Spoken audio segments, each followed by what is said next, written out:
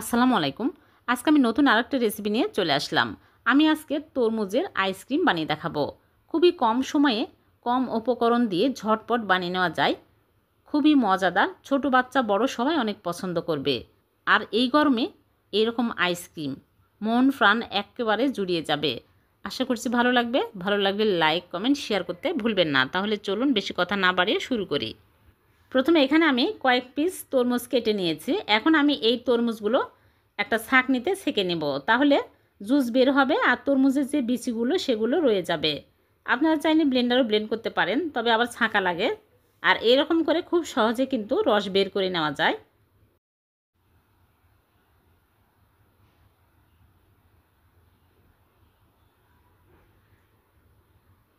সবগুলো জুস বের করে নিয়েছি। এখন এক সাইডে রেখে দিচ্ছি, দিয়ে চুলে একটা প্যান বসিয়ে দিয়েছি। প্যানের মধ্যে সবগুলো জুস নিয়ে নিচ্ছি। আর দিয়ে দিচ্ছি কর্নফ্লাওয়ার 2 টেবিল চামচ। আর এখানে চিনি নিয়েছি 1/3 কাপ। তরমুজ যদি মিষ্টি হয় তাহলে কম দিতে হবে, আর যদি বেশি মিষ্টি হয় তাহলে, আর যদি কম মিষ্টি হয় তাহলে বেশি চিনি দিতে হবে। যে যেরকম পছন্দ করেন মিষ্টি সেরকম অ্যাড করে দিবেন। এখন আমি নেড়েচেড়ে নিব। নেড়েচেড়ে জাল করে ঘন করে নিতে হবে। একটু নেড়েচেড়ে নিলে দেখা যাবে যে ঘন হতে শুরু হয়েছে আর ফুটে উঠেছে। এরকম ফুটে উঠলেই হয়ে যাবে। এখন চুলা থেকে নামিয়ে নেড়েচেড়ে ঠান্ডা করে নিব। ঠান্ডা হয়ে আসলে আমি একটা আইসক্রিমের মোল্ড নিয়েছি। এই মোল্ডে সবগুলো তুলে নিব।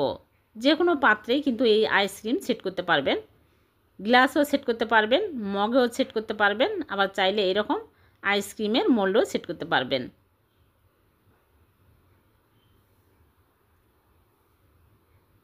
সবগুলো তুলে আমি ফয়েল পেপার দিয়ে মুখটা আটকে নিচ্ছি।